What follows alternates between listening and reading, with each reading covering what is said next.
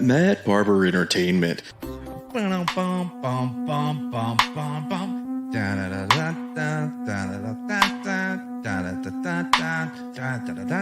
For life.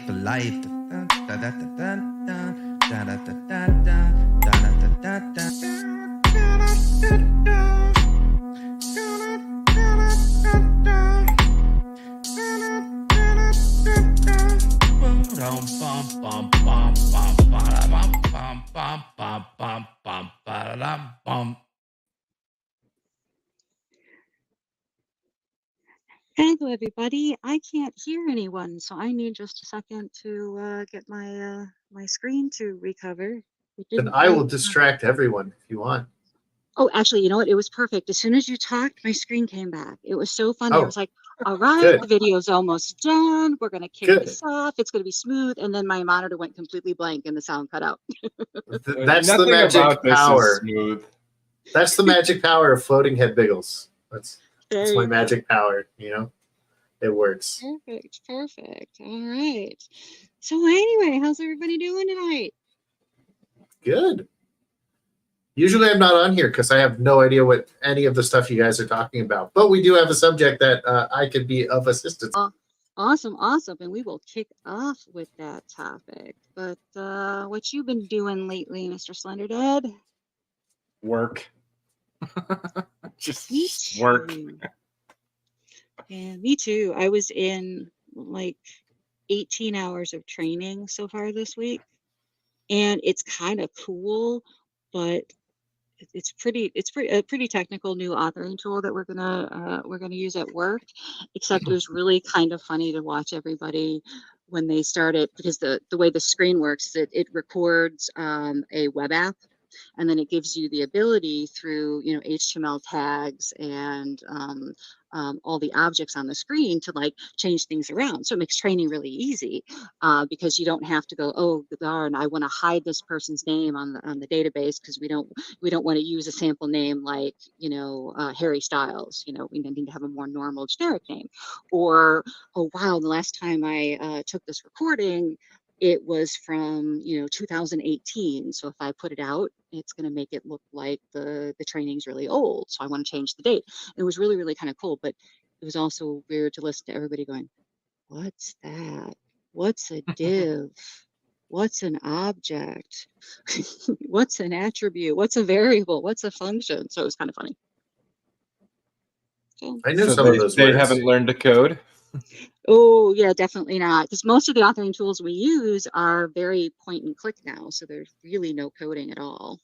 Where in the old days we'd rely on JavaScript and all kinds of other fun stuff. So it was interesting. So, all right. Let's see, we've got in the chat. Well, of course, we have our fearless leader letting everybody know that the show was live. And of course, we have our panelist here coming to save the evening. And then we have Mr. Shoulders himself, Zach, out in the chat, and the lovely Sherry. Well, thanks to everybody. I hope you're doing well. And hi to Rumble. I have to be honest and say that I haven't opened up Rumble yet to see how many folks we've got out on there, but welcome, and please hit the thumbs up button there and the like button on YouTube so we can get Scott as much love as he deserves. So, all right, it looks like we have 4 people out on Rumble. So thank you for joining. All righty, well, first topic of the evening was submitted to us by Biggle. So I will attempt to share that without my screen freaking out this time. Let's see how it goes. So actually, Soul Assassin was the one who submitted it. I just said that was a topic that could be talked about. Okay. Well, thank you. So, right. Do I read? Because I am an awful reader, but I can like give what really is going on.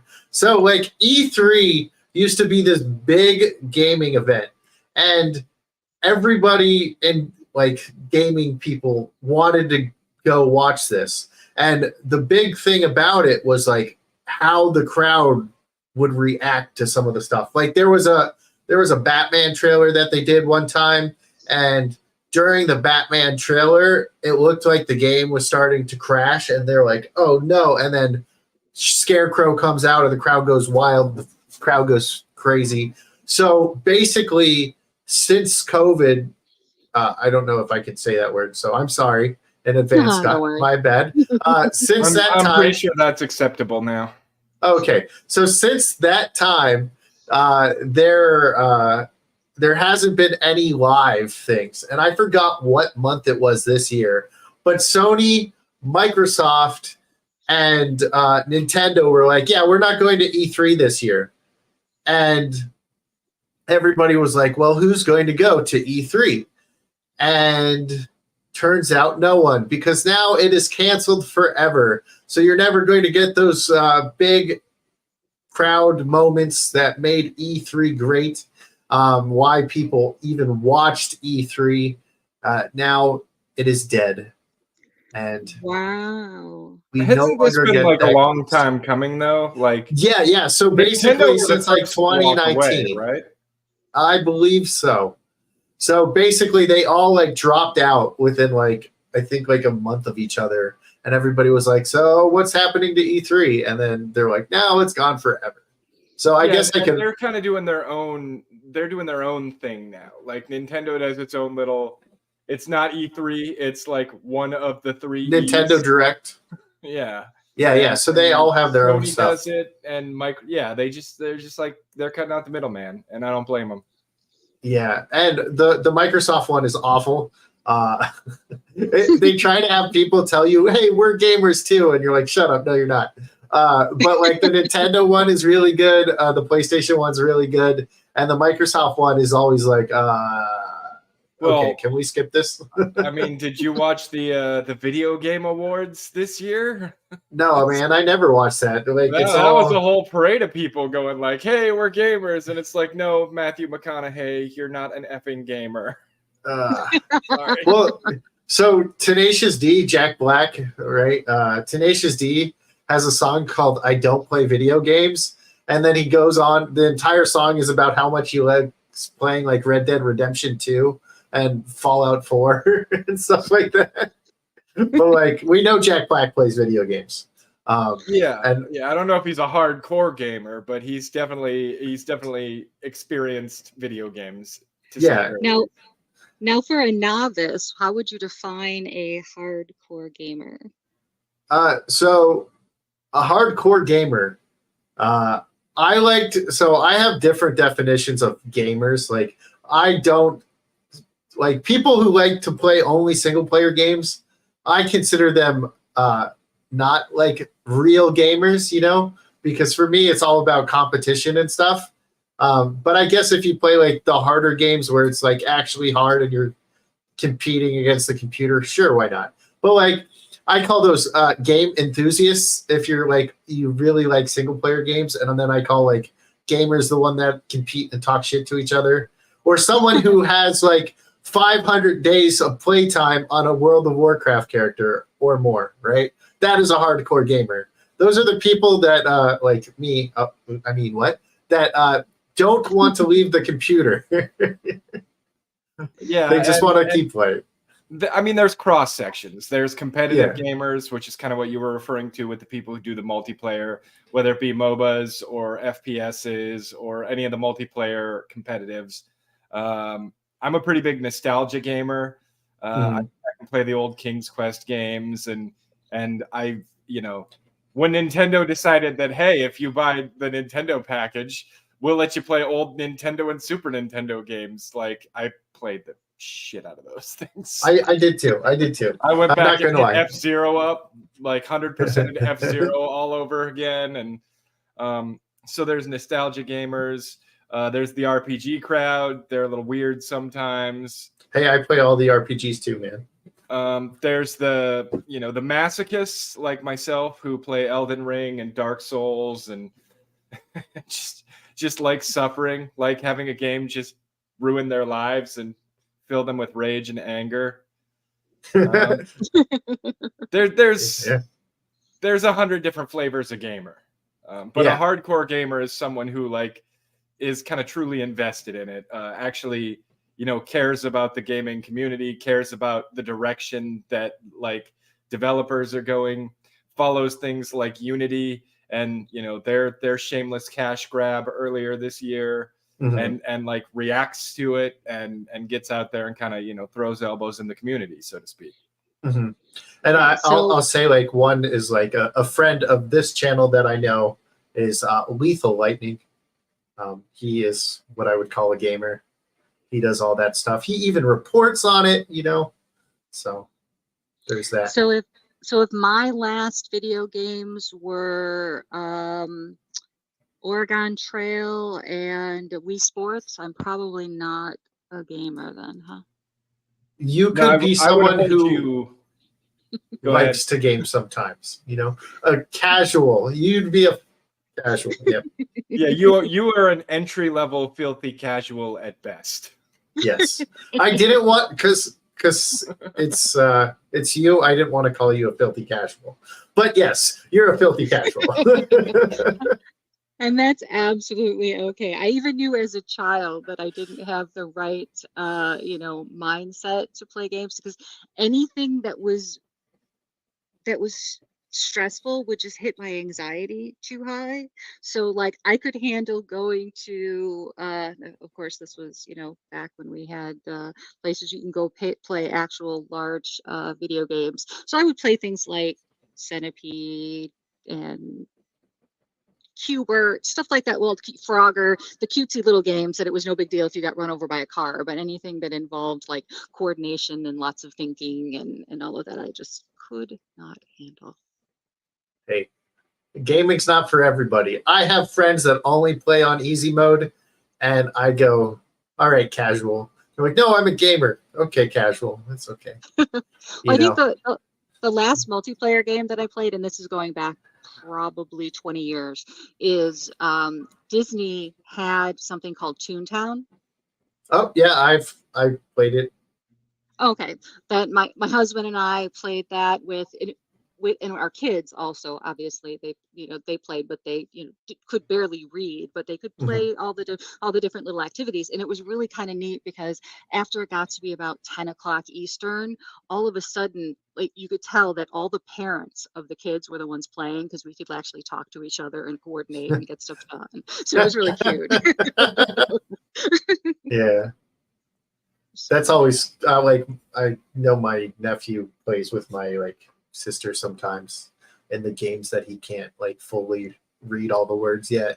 So that's a normal thing. Yeah, that's awesome. So do you want me to try to read this? I am happy to read it for you, and then you guys can commentate. Yeah, sure. I'm just an awful reader. Let's see. Tina wouldn't have liked early 2000s Call of Duty and Halo game lobbies. They were insane. Yeah, it was just swearing insults at each other. I don't know what you guys are talking about. Everybody was perfectly cordial. They were very supportive. If your team lost and they thought it was your fault, they'd give you really constructive advice, like you should uninstall the game. Here's how. Yeah. Control Alt Delete, damn it. Control Alt F4. Alt F4. How can I help the team? Alt F4. All you gotta do is hit Alt F4 and you'll be doing us a huge favor. Throw your computer out the window right now. So it sounds a little like it's online self-deletion, but basically. Oh yeah. Too funny.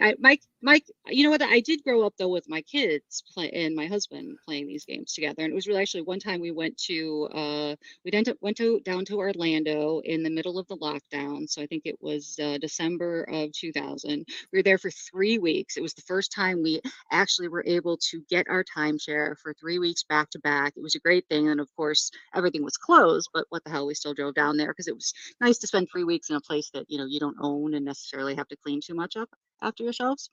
And it was really funny because it ended up being perfect that there was hardly anywhere to go, because we had an entire back of our van filled with all the kids' PC equipment. and their little server, and all three of them, sorry, just spent the whole 3 weeks playing video games where I sat and read and watched movies and stuff. So it's a very nice, peaceful vacation. Those are the days. Exactly. Hey, Pops, how you doing? Oh, very blessed. Thanks for having me. Appreciate it. Hopefully everybody's doing well out there. Great to see everybody. Awesome. So let me attempt to give this a read here. The Electronic Entertainment Expo, which was once the gaming industry's biggest convention and media platform, is officially dead. After more than 2 decades of hosting an event that has served as a central showcase for the US and global video game industry, the Entertainment Software Association has decided to bring E3 to a close, says Stanley Pierre Lewis, president and CEO of the nonprofit trade association that represents the games industry's interests in the United States. A mix of new competitors, partner withdrawals, changing audience habits, and pandemic-era disruptions led to E3's collapse, ending years of attempts to resuscitate the event, which began in 1995. Oh, pause. Okay, no worries. All those things they listed, I think, have very little to do with what led to E3's collapse. What had everything to do with E3's collapse was they got too big for their britches. They thought they could dictate to the big players in the industry how it was going to be, and they started playing politics with Microsoft, Sony, and Nintendo. And guess what? You don't win that fight. Like you lose that fight every time. Yeah, they were like, no, we'll do our own. And then they all bailed on them, and they're like, yep, we're dead forever. Yep. Sad. Well, we know the entire industry, players and creators alike, have a lot of passion for E3. We share that passion. We know it's difficult to say goodbye to such a beloved event, but it's the right thing to do given the new opportunities our industry has reached fans and partners. These new opportunities include online video news conferences that feed information directly to audiences without the costs associated with attending a trade show, including booth fees, travel expenses, and strict deadlines for presentations. In 2011, Nintendo paved the way by creating the Direct format, a video news conference announcing new games and products. There it is. Yep. In 2018, Sony's PlayStation's decision to leave the event started a domino effect of other vendors and companies pulling their attendance. Just over a year later, former E3 collaborator and journalist Jeff Keighley announced that he quit helping the ESA with the show, and since then has successfully engineered his own separate events for showcases such as Summer Game Fest. He has also built up the showcase format in the annual Game Awards, including the one that took place Thursday. And I think you were mentioning that at the beginning of the stream, right? Yeah, it was Video awful. Game Award. It was a 3-hour awards show, and about 48 minutes of it was actual awards and the people who got them and the people who were giving them, and the other 2+ hours was basically just commercials for projects. Wow. It's like, am I watching the Home Shopping Network for gamers right now? I thought this was a show. Yeah, and most. Go ahead. I was just saying, is that kind of like the Oscars when they spend 3/4 of the time doing musical numbers that really suck? I don't know. I don't watch the Oscars. Okay. Probably. But they basically, like, it's all like the awards don't mean anything. Like when Last of Us 2 beat Ghost of Tsushima, like a couple of years ago, like that's when you knew nothing actually mattered, and it was all who paid people more, right? And it's a lot of random people that get a game and they're like, yeah, you vote on this. And they're like, oh, this game's popular. Let's put this. It has more. Like Spider-Man 2 was nominated for 7 things and lost all 7. And only one of them should have actually won, and that should have been Yuri with Best Performance, the guy who voiced Peter Parker. But other than that, like, there's games on there that are actually good enough to actually beat Baldur's Gate 3 for Game of the Year, and they weren't even nominated. So it's like there's games that were so good that didn't get nominated for Game of the Year, but you got Spider-Man 2 because you get to play as a deaf girl spray painting a wall. I don't know that there's a whole lot that would have beat Baldur's Gate 3 this year. It's close for some. Like Lies of P if we're boiling definitely down to up there. opinion on gameplay, then yes. But Game of the Year expands to incorporate Everything. like Which the is why community Baldur's Gate 3. response, the how much how much money it made, how many copies were moved. A big one for me was there are a lot of people who didn't even play the game but still supported the game because you bought the game and you got the whole damn game. You didn't need to get a season pass or a monthly subscription or wait for the expansion or wait for the the day 2 patch or any of that crap. It was a fully functional game that gave you everything the moment you bought it. Well, Is that even allowed anymore? Not according to the big developers. There was a lot of problems in Act 3. And that's because a lot of us in the testing, I've been playing Baldur's Gate 3 for almost 4 years now. I bought it on the very first day of early access, and a lot of us never got to Act 3, and they didn't have Act 3 a lot in the testing. So Act 3 did have a lot of bugs, and that was fixed by like the second day.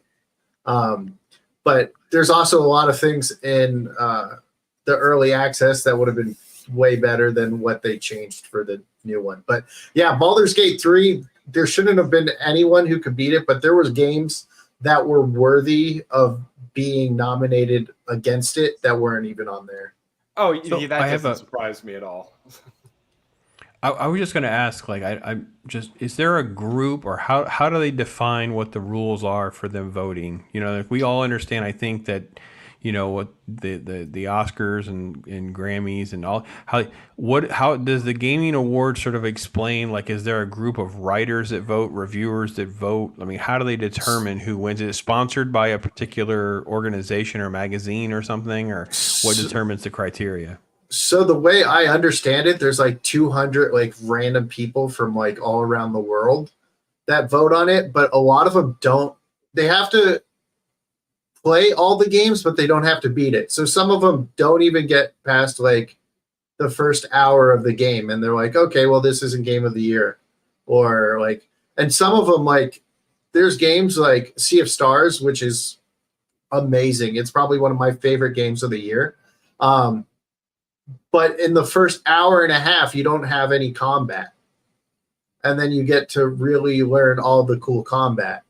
And it's like, there's games where like it's a lot of story and world building in the first couple hours, and it's not as much gameplay.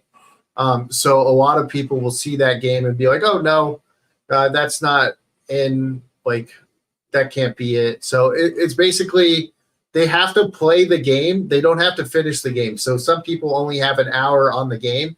And if that 1 hour that they play of the game isn't good enough, they're not going to vote for it. So like whoever has like the most advertising are usually, they're like, oh yeah, this is going to be like in Game of the Year.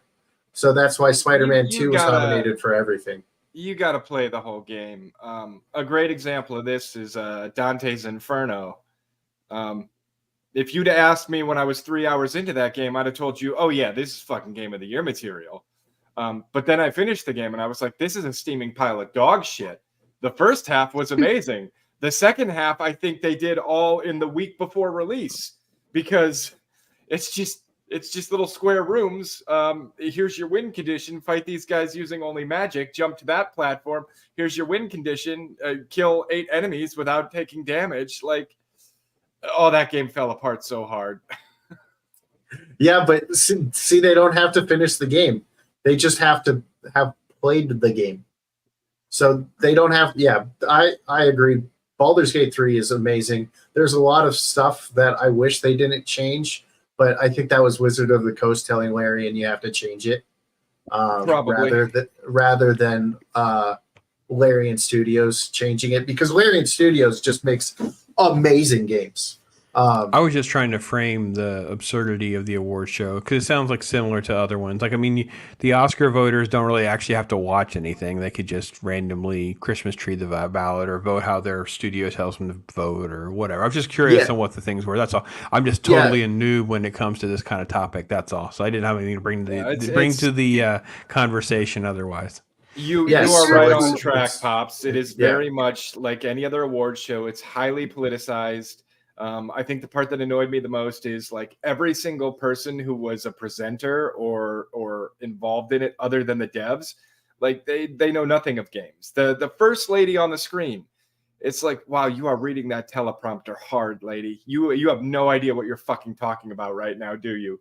Like somebody wrote you a decent script, but you don't know what you're saying.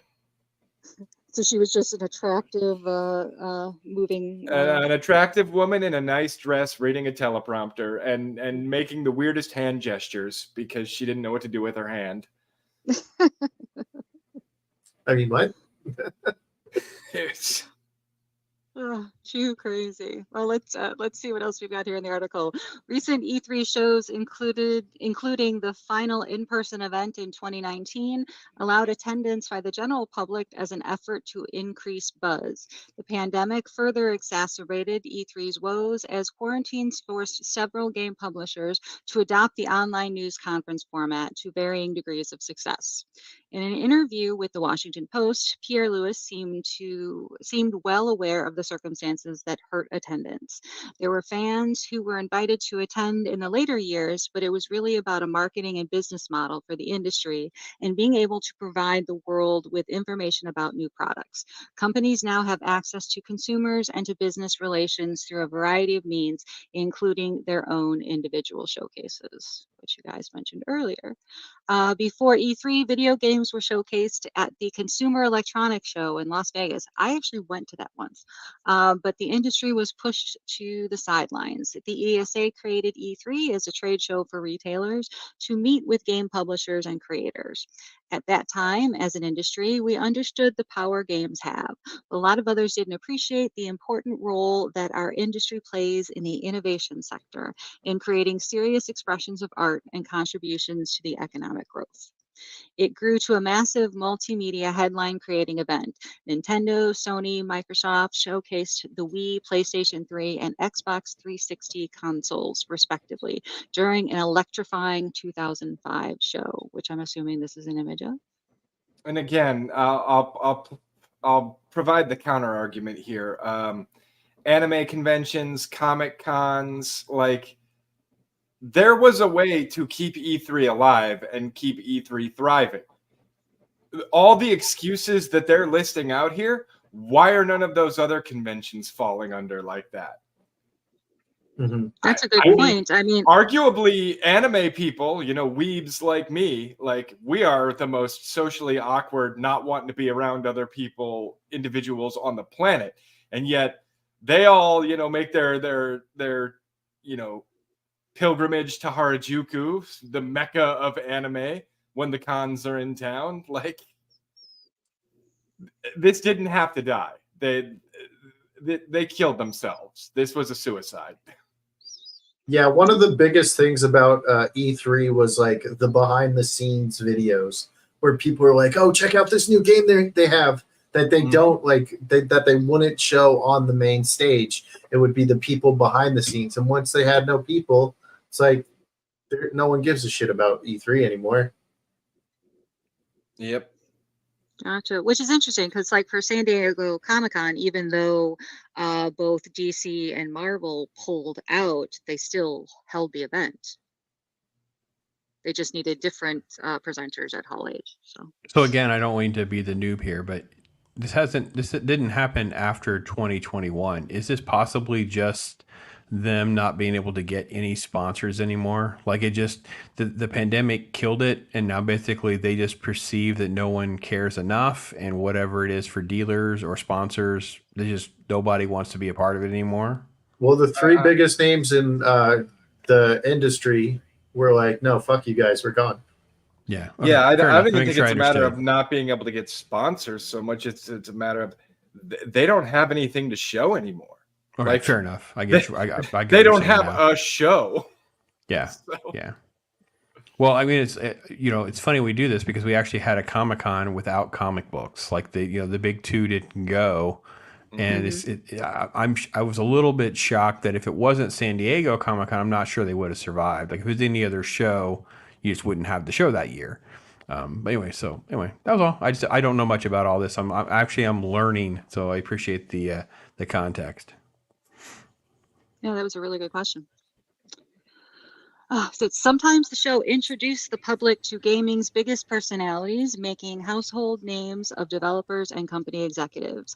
In 2000, game creator, I'm not even going to try, Hideo debuted Kojima. Thank you. Debuted a jaw-dropping presentation for Metal Gear Solid 2 that paralleled blockbuster filmmaking. His talent for showmanship contributed to his mythology as an enigmatic artist. In 2004, a new Nintendo of America executive named Reggie Fils-Aimé stormed the stage and brought charisma and fire to historically business formal presentations. The effort to replace E3 is ongoing. The Game Awards ceremony has captured much of E3's cultural power, but it has been criticized for its focus on ads and marketing, which you said, which hampers recognition of the industry's work. Pierre Lewis said E3's closure means the business of video games has blossomed in different ways. Any one of these major companies can create an individual showcase, also partner with other industry events to showcase the breadth of games. He said, that's exciting for our industry, and it means an opportunity for them to explore how to engage new audiences in different ways. So do you think this means that in-person events are pretty much not going to happen in the gaming industry, or do you think if they are going to happen, you would need Sony or Microsoft to actually host their own? I mean, you kind of need to get the consoles on board to some extent or another. Yeah, you can get like big name studios to like go in that aren't, well, most of them are under those guys now, but you can get like some of the bigger studios to come in and show off new games and stuff like that too. But I think the big problem is people don't care anymore because they're like, I just want to know about the games. Nintendo Direct comes in. Here's our games. Here's our new lineup. It's like 45 minutes, you're done. And you're like, that's all I need. But they're like, now they're like trying to be like, oh, we've had this game for 17 years in development, still not going to come out in another 20 years. There you go. And it's like, no one cares. So, well, that's the other thing. So many games that are being advertised right now. It's like, this is due in 2025 or 2026. Mm-hmm.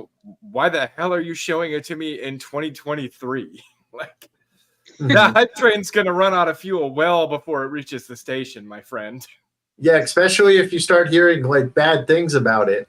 So you're like, there are problems in development. What game was it the other day? Day before? Oh boy, that game's making waves right now. Is that the game that was basically just a scam? And they took it off Steam already? It's looking like it was maybe not a scam, but a desperate cash grab in the 0 hour because they knew that they were never going to be able to make the game they promised. And they were just patching shit together, right? Okay. Yeah. So I'm pretty sure Steam already took them off the. They did, and they are issuing refunds to anyone who wants them, regardless of time played. Yeah. So Steam is a online place. If you have more than 2 hours, they don't let you return it. And this game is so bad that they're letting you return it after 2 hours. They're letting you return it if you could have played for 24 hours, and if you ask for a refund, they will give you a refund. That's impressive and scary at the same time. Means it was a really bad game. Yeah. Yeah, but at least they're willing to do the refund because, I guess maybe that's the difference between like not a GoFundMe, Indiegogo campaign where. Well, here's the other thing. only like days after this game went live and a bunch of people bought it and started playing it, I think they had like peak concurrent players of like somewhere around 34,000 or something like that, which is not bad, especially for like a small studio making a game. But like within days, they shuttered the studio. Like the studio that made the game is no more. They're shutting down. And it's like, well, wait, what? So they're looking at like lawsuits and all sorts of things, which is why I think they're doing the refunds now. Gotcha. Mhm. That makes a lot of sense. So what are the because I have 3 men in my house that are kind of fit the bill of gamers. What is the big game for this year that people are buying for Christmas? For That depends on the Christmas, kind of gamer. yeah, it all depends on Ah, what they like. So you can't really go wrong with Sea of Stars. I think that game was terrific. Let's see what Is it an else. RPG? That sounds like an RPG. And RPGs Yeah, are kind of niche. Not everybody yeah, likes those. yeah. But so it has like different gameplay. Like it's turn based, but you're interacting during the turn. Like there's one where you shoot like a crescent moon at someone, and then you're pressing spacebar and just constantly throwing it back at them. So it makes it a little more fun. And then like if you hit, you can press spacebar again as soon as you hit and attack more. So it adds a lot more mechanics to the game than like a normal RPG. So a lot of people have been liking it. Mario Wonder, that's a game people's been liking. It's really trippy because it's like you're like you get other stuff. You can turn into an elephant, and then you get like a wonder seed, and the screen starts having the piranha plants singing, and it's really trippy, but it's a lot of fun for a game. So that might be a big one to get for like Christmas presents. Dude, Tina, that get one, them party animals, and then you guys can all play party animals together. Oh yeah, you I can think, get party animals. This would I be what think it's that. like when the sports guy hear me talk about comic books. It's cool. Well, I think actually Party Animals is one of the games that I think would actually be fun because I do like games where you're interacting with other people and you're not just, all by yourself. And that one seems a little harmless and not too intricate. But I don't know the way you guys are, talking about how did you do that move and, and all that kind of stuff. So that scared me a little bit. There's really only like 3 moves. There's grab, there's headbutt, there's punch. I guess there's kick, but you can only really kick if you jump in the air first. There's not a whole lot going on in that game. It's a good time. Yeah. All right, I could probably handle that one then. That's good. That's The good. game I'm hoping to get around Christmas time, probably closer to like January 1st when the next paycheck comes in after Christmas. But the game I keep wanting to get is Armored Core Fires of Rubicon, which came out a few months back, but it just hasn't been in the cards. 6. Yeah. I've loved almost every Armored Core game, even the ones that weren't that good. I still had fun with. I want to play Fires of Rubicon. Very cool. Very cool. Well, if we don't mind changing topics, Scott shared a Bounding into Comics article about our favorite MCU star who's currently being charged with something. And that is Jonathan Majors. So apparently, the judge released evidence in his domestic violence case, including a video of him attempting to run away from his girlfriend after leaving the vehicle they were traveling in together. So I don't understand run away from his girlfriend. Hold on. So I think later on in the article, it's actually the girlfriend was running away, and I think they just like wrote it wrong in the headline. Really? Because that's pretty major error. I actually looked at the New York Post article, and you can see the video, and she's following him. He starts running, and she's after him, and they're like pushing at each other and stuff. And here, I can give you the link. Put the link in the description for you. Well, I don't know if there's the video in the article. So maybe I'm reading it wrong when they wrote it. I don't know. I'm an awful reader, so maybe Well, they kind of have I'm, this. They kind of have this brief exchange, and they're kind of. And when I say pushing, I don't mean like pushing to the ground. Just kind of like, you know, nudging each other, or whatever, back and forth. And then he runs off down the street, and she's running after him. Now, I don't know what to make of all this. I mean, all we can do is take the hearsay of what actually was said or not said, and that kind of thing. So I don't know. Were they mutually engaged pursuers? Like, were they both chasing each other at one point or another? No. So he gets out of the car, and then she's out of the car, and then she's like sort of like coming at him, and he's like kind of pushing at her to get away from me. And then he kind of gives her more of a, I don't want to say a harder push away, and then just starts running from her. Now, I don't know what she's saying or why he's running. I mean, I'm talking about like running down the street for a while. We're talking like 30 seconds. It's on video anyway. Yeah. No, I don't think she has a gun or anything like that. I think I don't understand the first part of the video. Like there's no way. So they get out of the vehicle. They've obviously been fighting, and then she's just like following with him. Like she's obviously trying to get his arm. He's trying to push away from her. Then she catches up, and he kind of pushes her away, and then he takes off. Now, I don't know if that's what the assault's supposed to be, because that's a silly. There's no way that's technically assault. The assault supposedly happened in the car. So I'd love to play the video, but I'm sure TMZ would strike Scott. So, but at the beginning. So there's an altercation in the car where he supposedly sees a text from some chick that says, "Hey, I'd love to be in your arms," or whatever BS. And then she grabs the phone out of his hand and freaks out over it. So he, while trying to get his phone back, prying her fingers off the phone or whatever, supposedly out her finger got broken, injured, whatever. And then she starts swatting at him, trying to get the phone back, clawing at his face. And so they're doing that kind of fighting a little bit. And he tells the driver to pull over.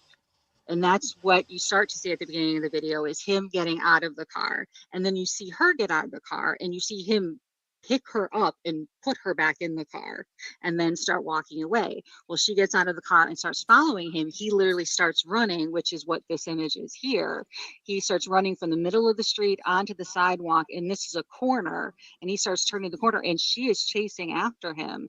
And every time, then she starts to grab onto his arm, and he'll remove her arm, push her away, and keeps running, takes another couple of steps, and she keeps running back up to him.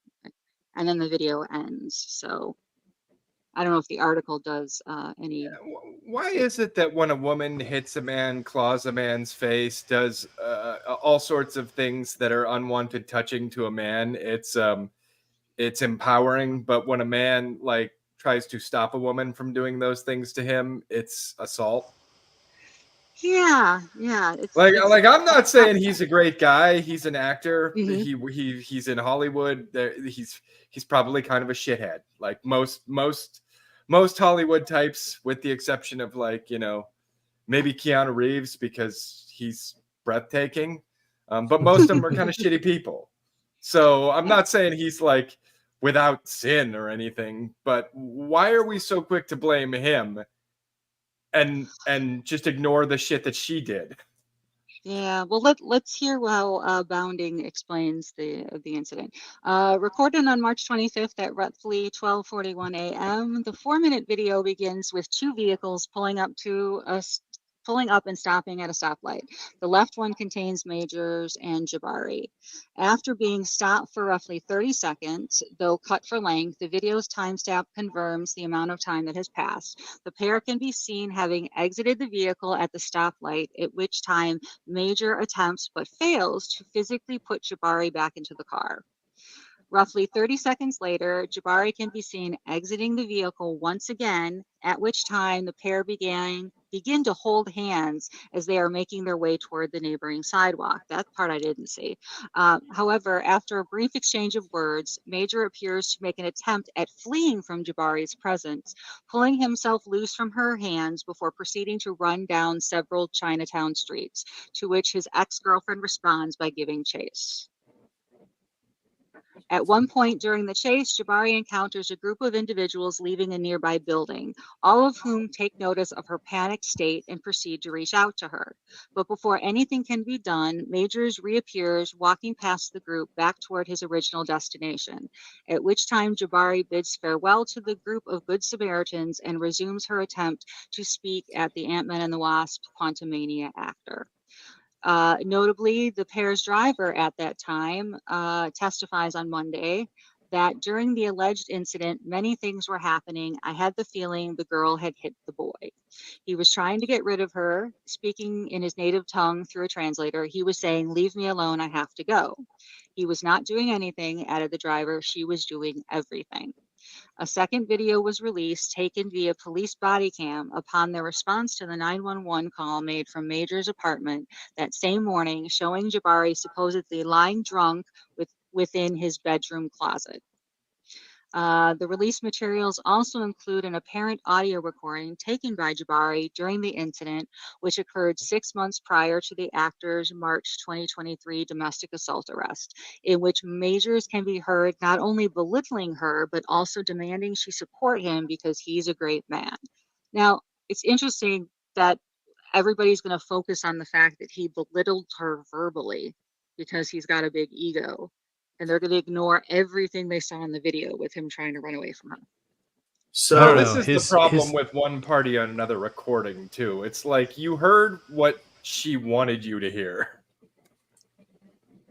Exactly. He's very beta in his text messages and stuff, though, so it paints a different picture of him. This is why this story doesn't really kind of. I don't want to say it's like a Johnny Depp story all over again, but it just never feels right. He sounds just like such a kind of a wussy, mentally ill individual in their text messaging about like, I was trying to give you love and you weren't giving it back, and I just needed a hug and I'm going to kill myself and all this other stuff. It's like it's very, very beta, and it's but at the same time he's like, you shouldn't go to the hospital or whatever. And he tried to play the race card at one point, and it's all just weird, dysfunctional Hollywood nonsense. It's crazy to me.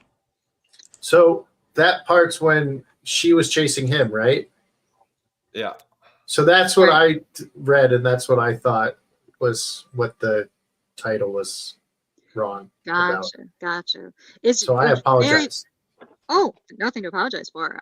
But it was really weird when they talk about what happens after she gets out of the car. So she's chasing after him. He runs away. And according to court testimony, a group of people walk up to her and asking her if she'd like to go hang out with them. So people, total strangers. And they're like, "Oh, come with us and get a drink." So they go into some dance club. And that's when they have video of her talking to a DJ, holding whatever her drink was in the hand he supposedly broke the finger in that majorly injured her. She's drinking, she's partying, she's having a bunch of fun.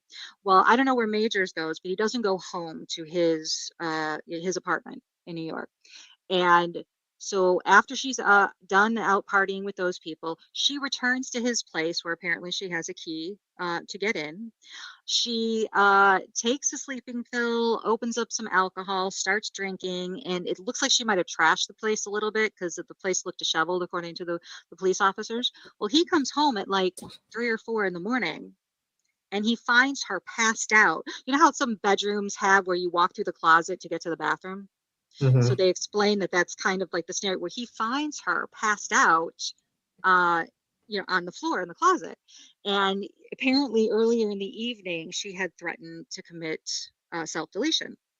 So he calls 911 saying, "Hey, girlfriend passed out, came home, come send an ambulance." So that's when the police arrive, and apparently he starts to look like the abuser because all you have is a woman passed out who's been crying in an apartment that looks like it's been trashed.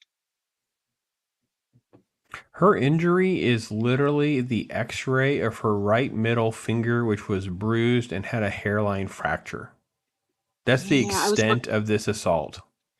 Yeah, and a hairline fracture is not likely to happen because a man grabbed his phone back from you.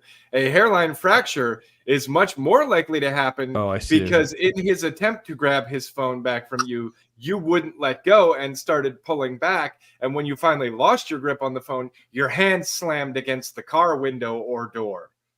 There's a little cut behind her right ear.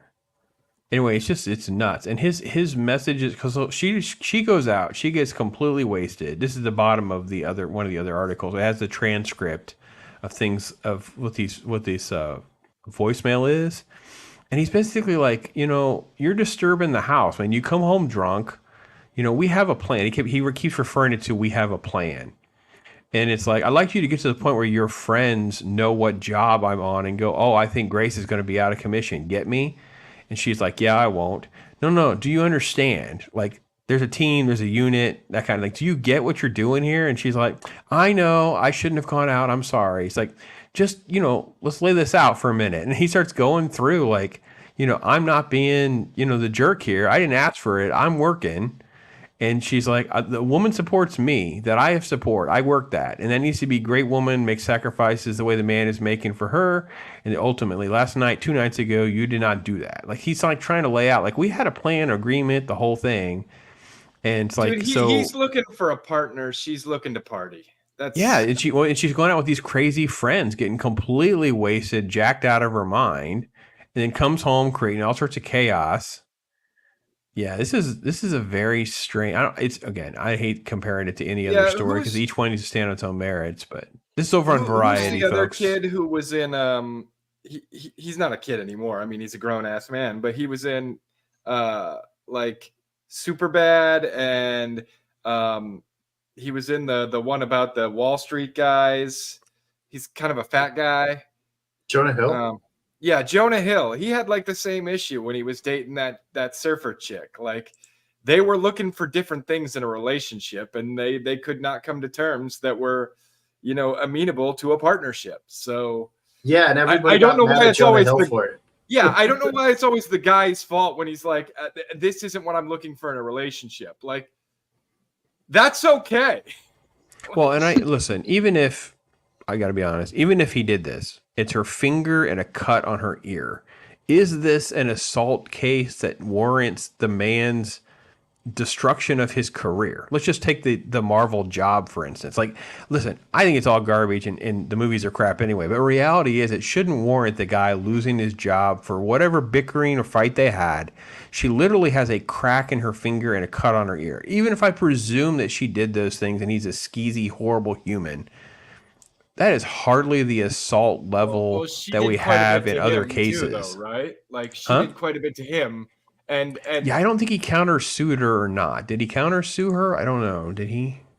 But that's the thing, right? Like, even if it is like a guy and a woman, and guy don't hit a girl, yeah, I'm not gonna hit a girl. But like, if a girl's coming at me, like, and she's hitting me and she's clawing at me and everything else, I'm going to do my best to prevent that damage from being dealt to me.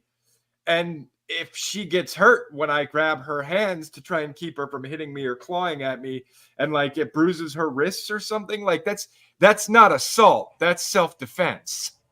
Mm-hmm. The judge threw out his countersuit.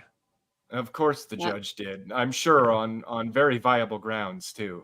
Yeah, and again, I'm not trying to get too far into the weeds. We get all this sort of like haphazard stuff. We know the media has an agenda as well, and clearly this doesn't paint her in very good light. I don't know his whole bag and what the deal is here, because obviously they got some sort of issue, but he's dating a complete nut job, so it's yeah. Like I said, they're probably both kind of shitty people, but like I don't feel like this is all on him, No, I wouldn't say all. There's the her ear. bleeding cut behind the ear. Now the report didn't talk about the neck. That's a different report or something. That's kind of weird because the report didn't mention her neck. It only mentioned her ear. I'm sorry. I'd close that window. Huh, alleged neck bruising. That's a different kind of thing. If she has a bruise on her neck. I mean, that's not like a strangulation pattern. So I don't know what the hell that is. See, that's the finger. Yeah. What? So if he broke her finger by like her like grabbing for the phone. That could literally just be she doesn't have big fingers.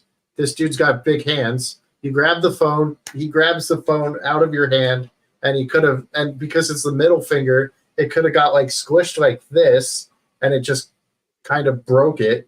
So it's like, I'm trying to get my stuff back. You just stole my shit, basically, Right. because you didn't like me getting a text message. Yeah, I don't see anything here that categorically indicates abuse. What I see a lot of is if this woman was in a rage and fighting with them, and they were grabbing for the phone and everything else, these are incidentals that she is just as responsible for as he is. Yeah. Like, this is what happened when you wrestle around with a man who's probably, you know, twice your weight, and I mean, they got to work out and be in shape for the set anyway, so he might be even bigger than that, you know. Mm-hmm. Exactly. Well, and apparently this is them before the fight when they were on their way to the restaurant. And then this is a clip from the video where, you know, he's turned back to her to put her back in the car, because it looks like he physically picks her up and puts her back in. You know, I don't That could know be from the neck thing then, because exactly. it looked like she had a necklace on. So if you grab her, and the necklace could have been like scratching at her neck. Mhm. Yeah.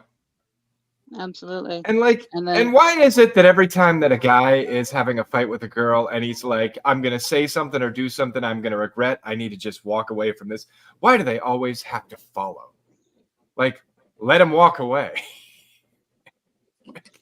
exactly. Leave Well, it the hell alone. You'll get over it. You can have a rational discussion when you've both cooled down the next morning or a couple hours later. But they had been drinking too, right? So like, she could be like not That just makes it worse. thinking work, and she's like, "Let me go fight this guy right now," you know. So I mean, look at him. I mean, look at the distance, and he is. Yeah, you're not going to running. keep up with that man. So crazy. And then yeah, that I mean, so they did get apart from each other pretty far. I just don't know when she finds the crew to go hang out with afterwards and party. So that's a pretty nice apartment, hotel suite, wherever that is. Oh, it's a living area of his home. So I hate those couches. oh, I mean, Or they're I know. ugly, but I mean, whatever. I'm just looking at the windows and, you know, the fact that it's a corner unit, because you can see there's a window here on the other side. So Oh, and that gaudy ass light fixture. yeah, I don't like that either. that's pretty tacky. I mean, I don't like the table here either, but you know, give me the apartment and I can, you know, get rid of that. Make it better. Yeah, you take all the decorations out, and I can work with that, but I might No. even keep the paint. It looks like it's kind of a, you know, sagey green color, you know. I know it's probably dated, but you know, that's okay. But yeah, so then Pops did mention the extensive text messages, and this is apparently before the assault. So where he's talking about, you know, last night I considered, you know, self-deleting versus coming home. You said you needed love last night, and I put my feelings aside, blah, blah, blah, blah. So I'm just glad we ended up talking about the interior design. That's way more important I in know. the case. That's what I would talk about. Like, I don't know anything. That's I don't even that's know the who, real crime here, right? Yeah, he should be sued Yeah. for that. Yeah, that is a fashion crime. Like, he should be arrested. But like, No I don't black even know man who. should have furniture that looks that bad. Come on, man, get some class. I don't even know who Jonathan Majors is. So I like He's a me Marvel villain. commenting on this. I have no idea what's going on. But He was supposed to be like the next big Marvel villain, right? Like the next Thanos. Correct. yeah, he was, because he was supposed to be carried on into the next two Avengers movies, and they were going to make the Beyonder a variant of Kang, and that's how they were going to connect it into you know, Battle World and all of that stuff. So, But Disney, as they're wont to do, just immediately decided to blame the man. Who'd have thought? yeah, but Disney hasn't officially fired him yet, though, I don't believe. And whoever his entertainment representative is, was pretty cool because apparently, now this is rumor, obviously I haven't seen it verified anywhere, but apparently in his contract where it says that, he's going to play Kang and all his variants, Victor Timely and whatnot, that he has it in the contract that no one else can play a Kang variant. Or if you notice, House Sylvie was supposedly a variant of Loki, but just a female variant. Well, I guess that's supposedly how Disney's like, oh crap, what do we do? Because if this trial continues to go south, that means we need to fast track Doctor Doom and make him the villain for. And I don't know what the heck they do with Kang Dynasty then. I mean, you've got a movie that's named after a character that you can't change the actor. And can you risk having the actor be in the movie? Or are we going to end up with an Amber Heard situation? Or what's the kid who played the Flash? Ezra Miller, yes. Oh yeah. Do we want another Ezra Miller situation? Absolutely. Yes. So crazy. Yes, crazy. we do. So any final thoughts on that before we give the floor to Pops, because he will be leaving us soon. I think there needed to be a comma in the title. There. That's my last opinion. No worries. We'll make sure that John and Spencer are aware of the fact that they need some editing. So what do we think? We think that Jonathan Majors is going to get killed by public opinion, or? I mean, after seeing his apartment, I have a very diminished opinion of him. Why is it that the richest people always buy the ugliest shit? Because they pay for a decorator that is trolling them. I guess so. Oh, just crazy, just crazy. Well, Pops, why don't you promote yourself? Tell the chat about you and where we can find you and where we can see you in the future. /@Pops. Let's see. Starting as early as like 6 a.m. Eastern time tomorrow, we'll be live in Japan. I'll be talking to Ginger Ninja, Wasazashi Tea House, Angry Canadian about Tokyo Comic-Con. So we'll be doing that actually tomorrow, 6 a.m. Eastern time. So whenever you get up, feel free to check out that stream. But Tuesdays is Talk Hard. We just had Scott on with talking about A Christmas Story. So that just was yesterday, and just hanging out, doing nerdy stuff, talking about everything, comic book, TV, movies, all that kind of stuff. So any of that stuff interests you at all, feel free to give it a look, and appreciate hanging out with all you folks and folks in chat and doing this. It's been great. Thanks for the invite and hanging out. Thanks for joining us. It's been a blast. You guys take care, and hope the rest of the show goes well. Thank you. You too. Take care. So One Man Show has a couple of good comments here. Sorry, but when I have the never hit woman rule, if one seriously comes along, I will invoke the equality clause to prevent serious harm to either one of us. You always have to ask before, are you equal? And if they say yes, then you say you have 3 swings and you better knock me out or you better run. That is my rule. I mean, seriously. If they say no, beat the crap out of me. It's fine.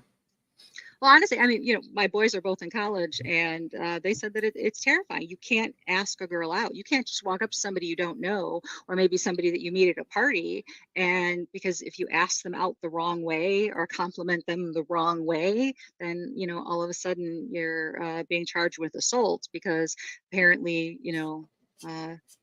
compliments are now considered a crime. Ugh, I would never compliment a woman. I know, you always got to degrade them.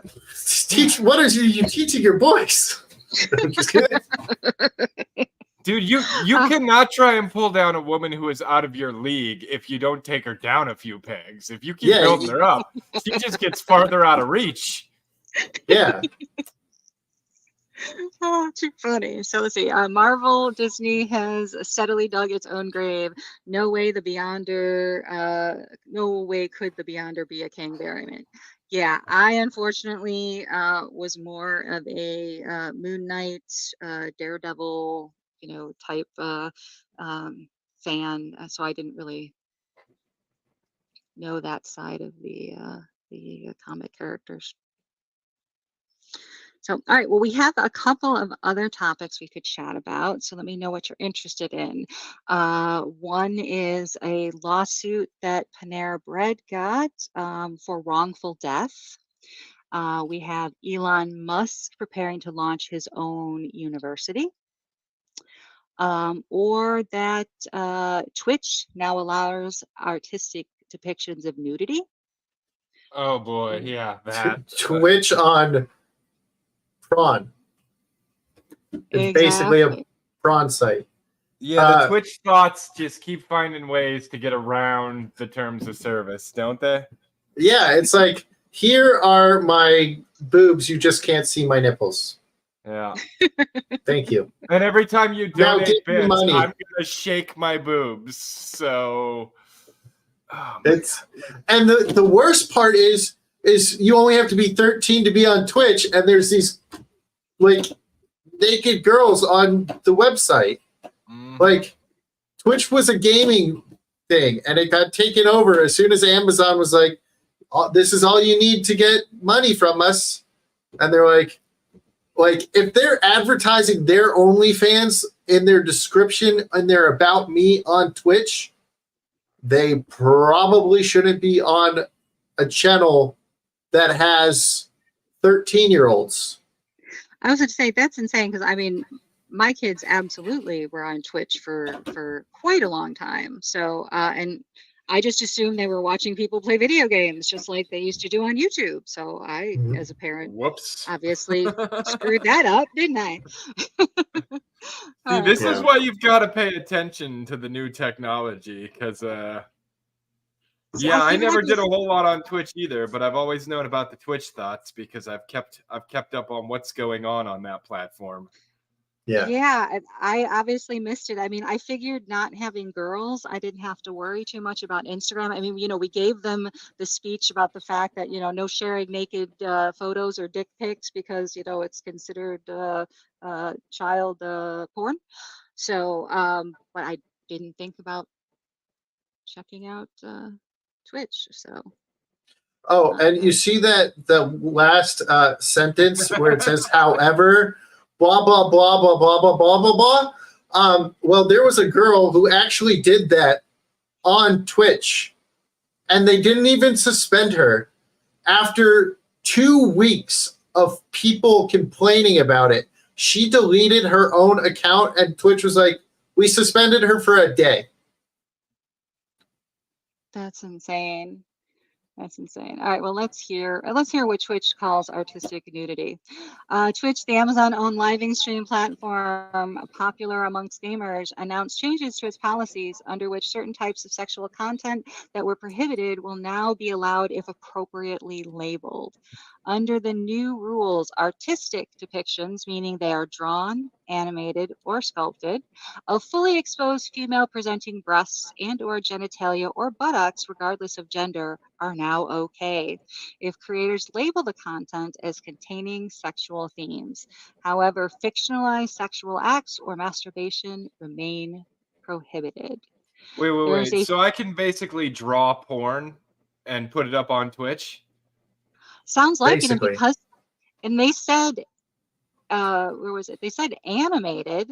So would AI porn? Well, no. So like animated is like so if you're drawing on your like computer and you have you draw like a naked girl and then you animate it so she's like bouncing around while she's walking. Gotcha. Yeah, or she's like washing a car in like a white t-shirt and then the t-shirt gets wet and then all of a sudden you can see through the t-shirt. Yeah. Gotcha. Like, come on. Like, have you never thought about these things? Like a hot girl washing a car? Tina, come on. Wait, I just saw what website we're on. AOL.com. What is this, the 90s? Yeah, well, I told you I was an old lady, but so to be clear, Twitch still does not permit streamers to be fully or partially nude, but it is now allowing content that deliberately highlights breasts, buttocks, or pelvic region, as well as body writing and body painting on the female presenting breasts and or buttocks regardless of gender, with a sexual themes label. In addition, dances such as twerking, grinding, and pole dancing are now allowed without a label. Actually, hold Meanwhile, on. My inner conspiracy theorist just figured out why this is happening. Remember about 6 months ago, Twitch wanted to release new terms of service and put all these new restrictions on their creators, and it pissed a whole lot of people off, and they lost a lot of their top creators to other to things Kick? like Kick. Yeah. Yeah. That's why Twitch is opening up on this right now, because this is all they've really got left. And, you know, the profits have been severely diminished after their stupid move of trying to further monetize their creators and fuck them over. I wouldn't be surprised if Amaranth goes back after her contract's up. I mean, she yeah, on, she like, can do all Spotify that now? stuff she wanted to do now, right? Mm-hmm. Where is Amaranth currently? She's on We Kick. need to advertise for her. Oh, gotcha. She's on Kick. Yep. Gotcha. And as soon as Kick made it to where you could shut off the hot stream so they wouldn't be recommended, she changed it to just chatting, so she's recommended every day. It sucks. You can't get rid of her. They don't have a thing for you can remove just chatting, and that's the only thing they like advertise now for recommended channels, whether you watch them or not. Gotcha. So, meanwhile, there's no change to Twitch's policy concerning games featuring nudity, pornography, sex, or sexual violence as a core focus or feature. So you could bounce around Naked. on stream naked. Yep. But you can't play a video game that has naked women. Yep. Yeah, and this is no shit. This is what kicked it all off, was some woman not wearing a shirt, oiling up her own boobs, and every time there was a donation, she'd hop up and down so that her boobs would jiggle. And it's like, I thought this was a gaming platform. What the hell am I looking at right now? The lamest, most expensive game ever, apparently. Apparently. Yeah. I can't believe people pay for this. Like, you realize, like, the internet is a vast place. You can find a lot more than that for free. Yeah. I wanna share something real quick. Oh, sure. Okay, so this is on Twitch. These are the list of games you can't play. Okay. So these are the games. Some of these are really bad if you read the names of them. But some of these games you can't. Oh my god! You can't play. I just got to be the very first one. Yeah. So there's a whole lot of bad games that you can't play. But yeah, you could be naked on here and dance around naked. That's fine. Well, hold on. Put that list back up. I haven't copied all those down yet. Hold on. I had to. Okay. Let me. I'll post it in the private chat. I'll post it in the private chat. But yeah, that's a list of the games. Like those are. Wait, some of those are really bad, and I hope Scott doesn't get in trouble for doing that. Yeah, don't put it back up. There were some words on there that I think are prohibited. Yeah. Well, but, it was tiny print, so we should be okay. Hopefully. Yeah, but those are really bad. Wow, that is crazy. But yeah, you can't play those games. Let's see Twitch's final comment. If streamers fail to use a content classification label accurately, they will receive warnings, and the correct CCL will be applied by Twitch to the stream, the company says. If streamers fail to apply the correct CCL repeatedly, a label will be temporarily locked onto a screen, but it will not result in a suspension. So does that mean what? That people are going to be able to search on whatever the label says to find all the streams that are repeatedly? More than likely. Yeah, there's no punitive measure taken against the people who are doing this, is basically what they're saying. Crazy, crazy. Alrighty. So what else do you guys feel like chatting about? I don't know what's that wrongful death about Panera Bread? Yeah, I was curious about the Panera Bread wrongful death one too. So Yeah. What? Over to that now. So did they like order like a cookie from there and someone died or what? Worse, they ordered lemonade and someone died. Oh, I remember this shit. I was like, that is dangerous. Okay, let's read it. Let's find out what happened. Alrighty, so here we go. Panera is being sued again after another customer is said to have died after consuming the chain's caffeinated lemonade. Dennis Brown was a 46-year-old man with a chromosomal deficiency disorder, ADHD, and high blood pressure, who avoided energy drinks, according to the wrongful death complaint filed this week by his mother, brother, and sister. A loyal Panera customer, he started regularly ordering charged lemonade in late September, according to the suit. On October 9, Brown, who had a mild intellectual disability and blurry vision, along with developmental delay, but lived independently, ordered a charged lemonade, and is believed to have refilled his cup twice over the course of about an hour and a half. The suit said he suffered a cardiac event on his walk home and was pronounced dead at the scene when found unresponsive. The complaint resembles another wrongful death suit filed earlier this year by the parents of Sarah Katz, a 21-year-old woman who died in September 2022 after drinking Panera's charged lemonade. Katz was diagnosed with a heart condition called long QT syndrome when she was 5 years old and managed symptoms by taking medication and limiting caffeine, according to that lawsuit. In a statement on the latest lawsuit, Panera said it expresses our deep sympathy for Mr. Brown's family, adding that based on our investigation, we believe his unfortunate passing was not caused by one of the company's products. Pause. Yes. I mean, it was clearly caused by one of the company's products, but I don't believe that the company is liable. I mean, it's well known that it's a caffeinated beverage. It says it's a caffeinated beverage on the menu. They probably, because of the last time some chick died drinking this shit, tell you flat out, hey, by the way, there's a lot of caffeine in this. Are you sure you want it? Well, and what do they think? What do they think charged means? Yeah, are we going to start suing Folgers now every time somebody drops dead from, like, you regulate your own caffeine intake? I'm sorry. That is crazy. That is crazy. Let's see, where do we go? Panera added that we view this lawsuit, which was filed by the same law firm as the previous claim, to be equally without merit. Come on. To be equally without merit. The ambulance chasers are really, really scraping the bottom of the barrel right now. Panera stands firmly by the safety of our products. Lawyers from the firm Klein and Spector represent both families. That means the other lawsuit must still be pending if it says represent. Brown's lawyers argue that the beverage should have been marked as an energy drink in stores based on the amount of caffeine and sugar per serving.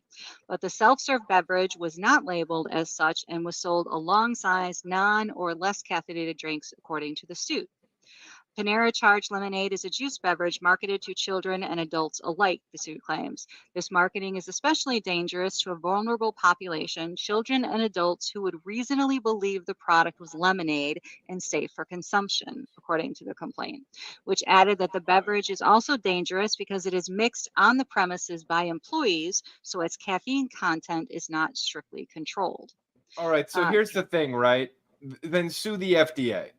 Does the FDA have a definition for what is a caffeinated beverage versus an energy drink? Because I don't think they define energy drink. And if they don't define energy drink, then your argument is bunk, case dismissed. And why are we giving caffeine to children? I don't know. One man show. I think we're about to get to your answer in another paragraph. And if I remember correctly, you can fill and refill these drinks on your own. So yeah, that's what it said. Yes, you can't ask Panera to monitor how many refills somebody's getting. I mean, so unless they bottle this beverage and don't allow it through just a regular, soda machine, they're not going to be able to. Oh, I'm to sure prevent that's it. where we're going with the advent of stupid people doing stupid things. Pretty soon there'll be a lock on the freaking beverage dispenser, and you'll have to go ask just like- someone at the front counter to come fill your drink for you. Yeah, just like they did with those Tide Pods. I can't eat them anymore. I know, and they were fucking delicious too, man. I know. Best flavored stuff ever. And my teeth were so clean. I know. I need to do that. I spent too much money on the dentist, but I'd get the Tide Pods with bleach to get that extra whitening. ooh, Yeah. I could use that. Exactly. I drink too much coffee and iced tea through the day. So Children, don't eat Tide Pods. It will kill you. Yeah, do not do the things I say. All right. Panera declined on Tuesday to comment whether it has changed the makeup of its drink, but it does appear to have decreased the amount of caffeine per serving. According to Panera's website, charged beverages now have between 150 and 158 milligrams of caffeine per 20-ounce serving, less than a 20-ounce cup of Panera's dark roast coffee, which has about 268 milligrams of caffeine. An online description of the caffeinated beverage advises consumers to use in moderation and notes that it is not recommended for children, people sensitive to caffeine, pregnant, or nursing women. The most recent So it's basically the same as alcohol. Pretty much. The most recent lawsuit, however, said that there was about 260 milligrams of caffeine in a 20-ounce serving of the charged lemonade. So still less. So about the same as a cup of coffee. Who fucking cares? Oh no, but there's a 30-ounce cup. There you go. And that contains 390 milligrams of caffeine, the same caffeine per ounce ratio. At the time, but that's not like when I go to McDonald's, I order the largest cup of coffee with my sausage McMuffin and my hash brown. Like I don't go give me a medium coffee. Give me the largest cup of coffee you effing have. Like but the 30 ounces is probably the biggest cup for the coffee. It's probably a 20 ounce. I don't know. I don't know what size it is, but I also drink like 2-3 pots of coffee every morning. So that's crazy. Let's see. It doesn't do anything to my blood pressure. Like I've checked because I have a blood pressure tester. Mm-hmm. The only thing that makes my blood pressure problematic is sugar. If I am consuming too much sugar, I will go into pre-hypertensive so quick. But I can drink like endless amounts of caffeine and I'm still 119/79. So you should probably stay away from these charged lemonades because they said it had a lot of sugar in it too. Yeah, I don't like sugary beverages anyway. Like I don't drink pop or anything. So yeah, me neither. And what I hate more than that is all the artificial sweeteners. They all taste nasty to me. It doesn't matter. Yeah, I used to drink Monster, but I did the sugar-free Monster, and that was sweetened with citrus. So that was actually pretty good. But then I decided that those were too expensive because the price of everything has gone through the roof. So. Yeah, I tried the stevia, the one that's made from the actual plant, not the one that is a chemical representation of what the plant does. Yeah, I don't like the stevia. It's not good. It was okay for me when I was kind of weaning away from sugar. But I don't. But I don't put any. I've never put sugar in my coffee. I've always been a can I have a little bit of coffee with my milk kind of person, but never sugar. I used to do the what is it, the International Delights creamer, and it had sugar in it, but not too much, not enough that it would affect my blood pressure. But then it was really hard to maintain because, like, the Bride of Slender, she was just using the sugar-free creamer. So then we'd have 2 different bottles of creamer and it was taking up too much space in the fridge. I'm like, fuck, I'll just use the sugar-free shit too. And I'm like, I don't like this. But then after about a week, I was like, I don't care anymore. I've gotten used to it.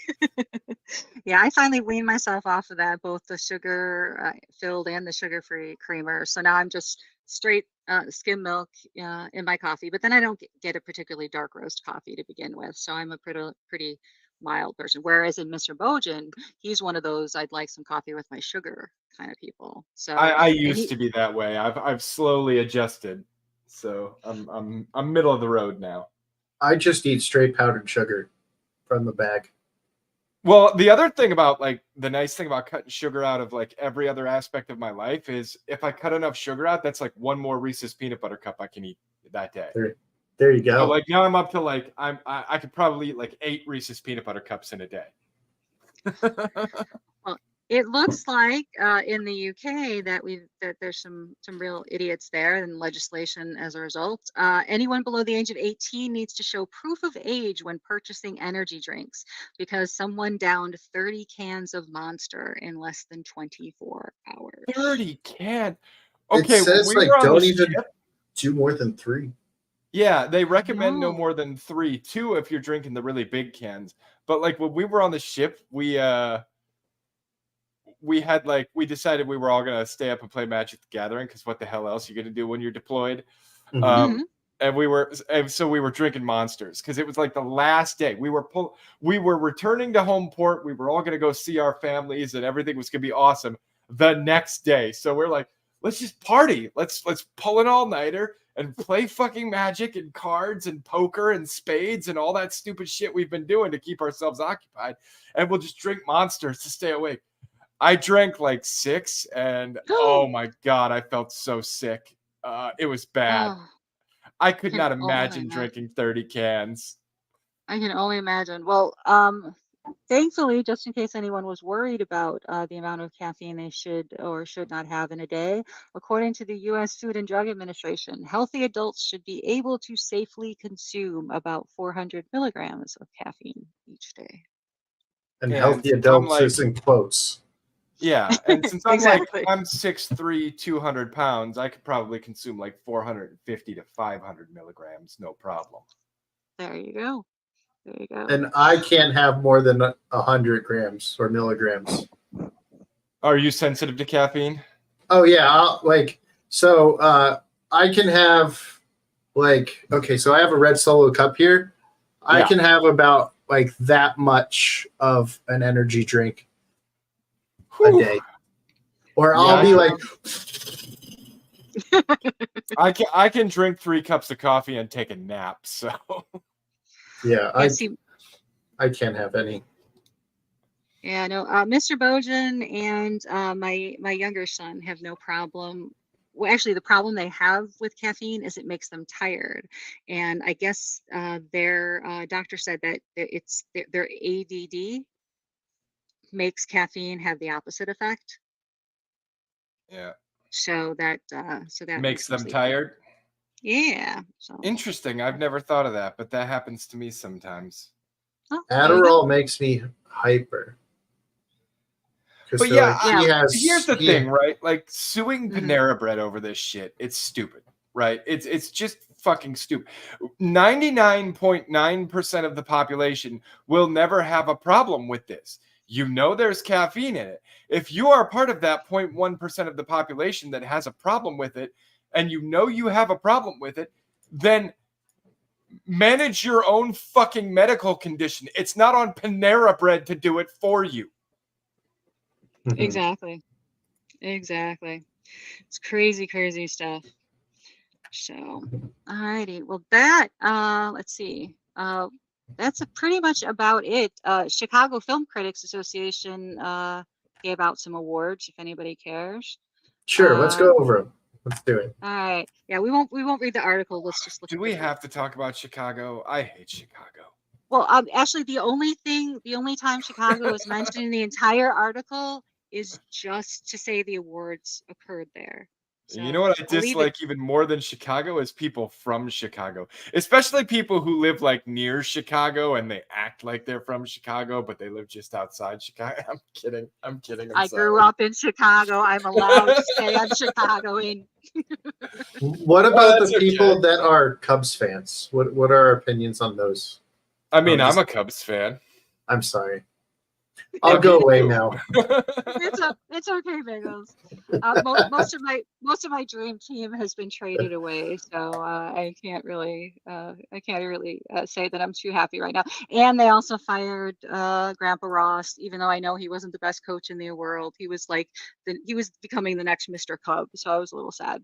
But Dude, my thing about the Cubs is I don't care what they do anymore. At least we broke the streak. At least we had exactly. that one.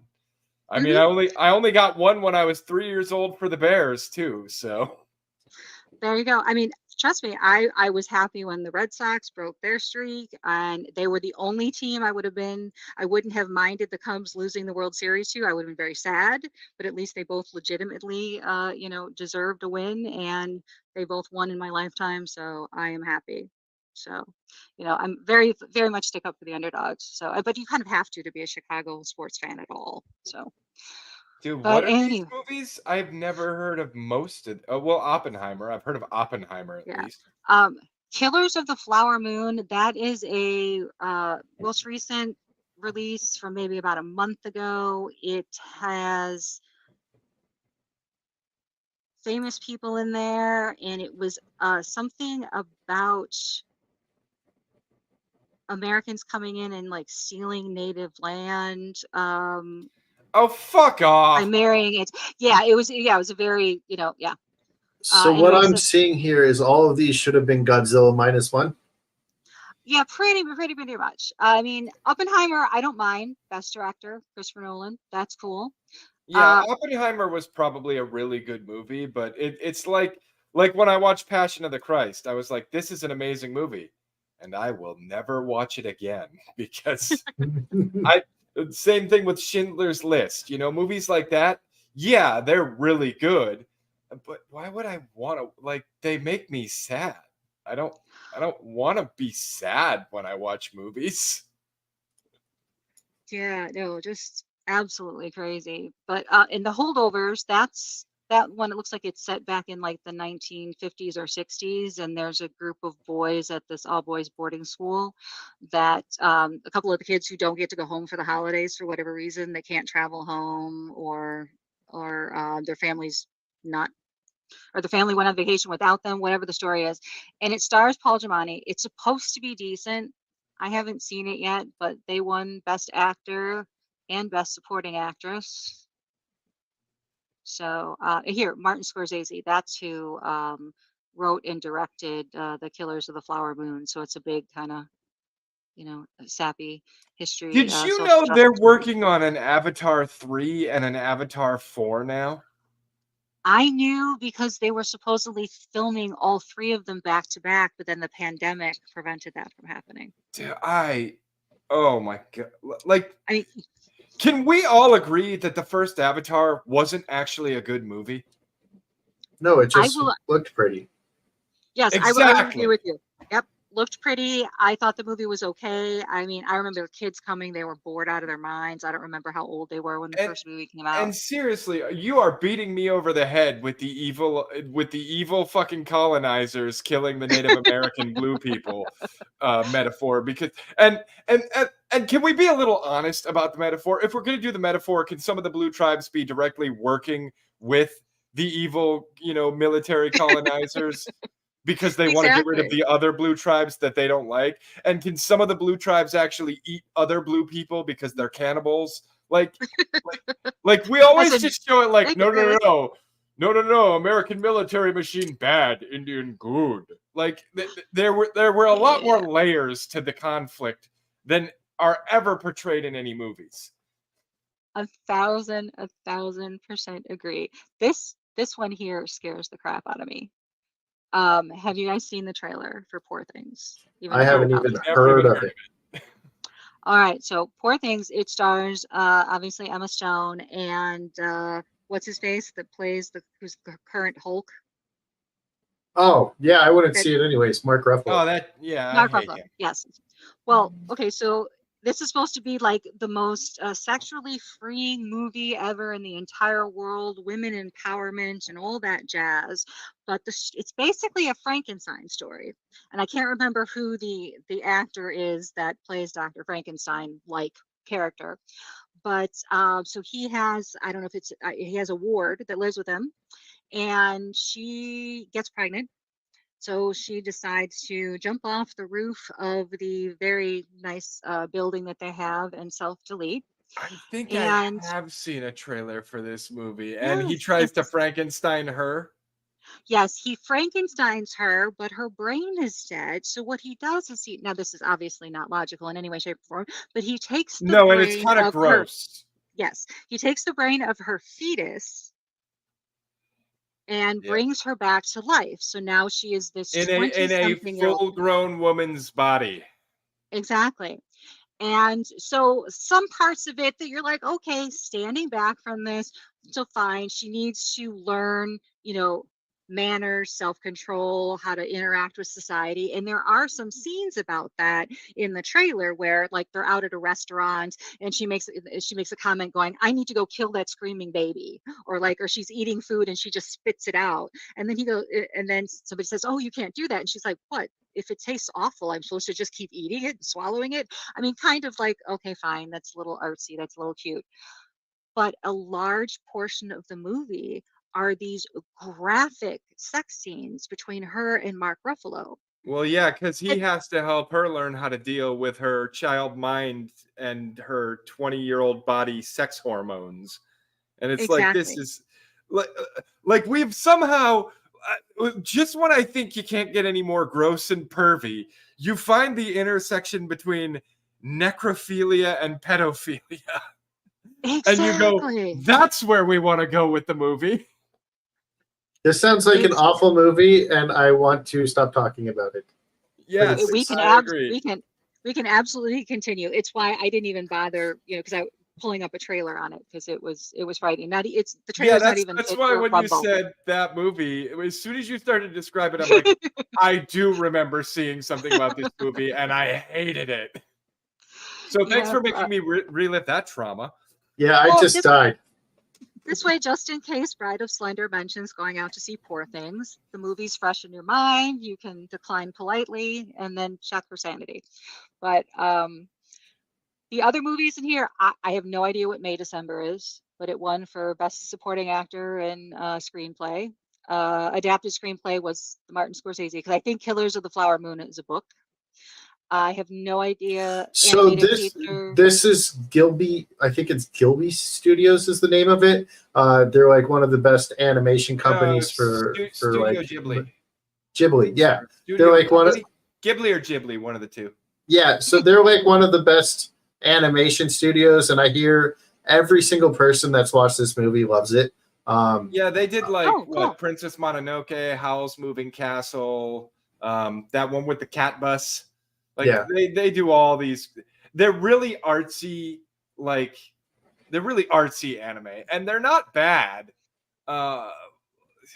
They can get a little dry and boring, but overall, I would say yeah, every one of them is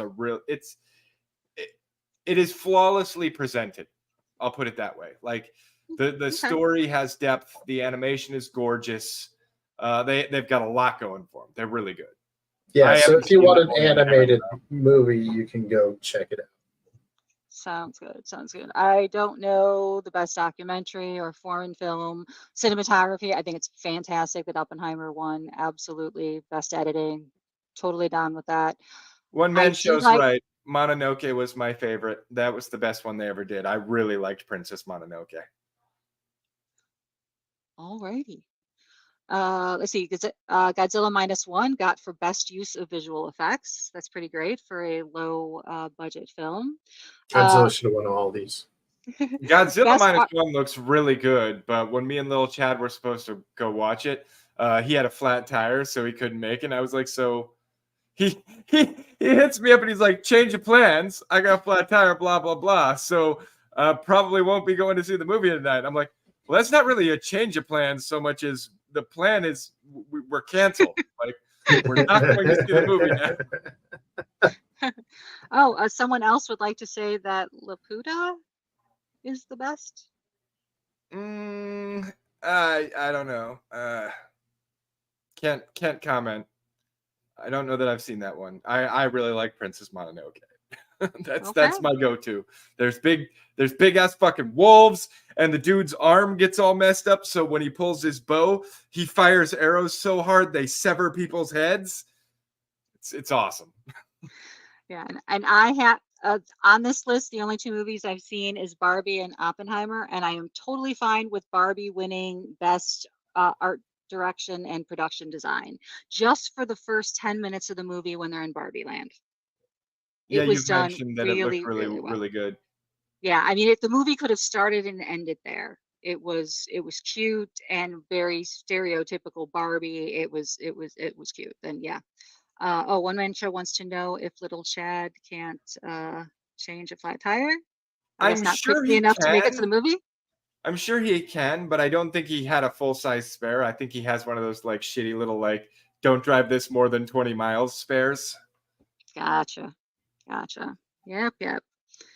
And then let's see. Which Final Fantasy though? There were 16 different ones. Oh, because Toby Moss said Sakaguchi. Oh, this one here. Thank you. Yeah. I skipped that one. Yeah, gotcha. All right. Yeah, which Final Fantasy? The original Yeah. Final Fantasy? Well, maybe we can figure it out by going. Because I mean, the best Final Fantasy is Final Fantasy IV. So that was bait. I thought for sure he'd bite and be like, "No, it's not. This one's better," because everybody likes a different Final Fantasy. Yeah, I was going to say, well, that's debatable because everybody likes their own. Everybody likes usually the first one that they experienced. And for me, when I was a very young lad, I rented Final Fantasy II which is 4. And that was what introduced me to the world of role-playing games. That was the first one I ever played. Cecil, the paladin, the Dark Knight who becomes a paladin. I loved that storyline, that redemption arc. That one holds a special place in my heart. Followed closely by 6, then 7. And I think everybody who likes Final Fantasy X is kind of dumb because I think Final Fantasy X was hot garbage. My friend is gameplay was fun, but I think 10 was 10 was one of the weaker entries in the series. I really do. Alrighty, let's see. Neil Breen's new movie is the best movie of 2023. Yes, if Mad were here, I am sure that he would be arguing for the Neil Breen movie over Godzilla -1. So give that man an Oscar. He doesn't need an Oscar. He's given himself like 6 or 7 different awards for that movie already. That's very true. Well, but obviously nothing else on the list. Everything seems to have gone to Oppenheimer, May, December, Poor Things, and the Holdovers. So that was not very exciting, but if that is what we will see in the Oscars, then the we part of that statement will not be watching the Oscars. I do try to every once in a while because it lets me know going, okay, I usually don't see too many movies. Or especially I don't see a lot of the movies that Mr. Bojan wouldn't enjoy because I don't like going to the movie theater by myself. So at least the Oscars will tell me what I might be interested in because it shows scenes from the movies and that kind of stuff, or movies I want to stay away from because I don't like who got nominated or I don't like the director or whatever. If like Critical Drinker and Mahler and a couple of them got together and they did an awards show, like those would be the movies I'd go watch. Mm-hmm. But if the Oscars tells me that this is a great movie and they give a movie an award, it's usually one that I'm going to steer clear of. Totally see that. My sister and I, oh my gosh, when we were younger, and especially when she lived in Florida, we used to spend like 3 or 4 hours on the phone watching the Oscars together over the phone. This was when we had money and didn't have kids and could actually afford to pay the phone bill. But we just liked watching to see what the girls were wearing. That was when Joan Rivers was still around, and you get to see all those fun, obnoxious comments from her. So, of course, fun times from the late 90s for us. But I don't know about you guys, but I'm winding down because work comes early tomorrow. Oh, is it ambient time? It's getting very close to being ambient time. Absolutely. That's right around 9:15, you know. And during the week, I hate to be late for my ambient. So, and we just got a refill this afternoon. So I'm good for another whole month where I lucked out. Usually at the end of the month, I'm starting to run out. And the doctor called in a new prescription, and it's because they usually wait because it's one of those monitored Schedule 3 drugs, and they usually have to wait until like the day before the refill date. So I was like, oh no, I'm a pill short, and it's going to become the 21st really, really soon.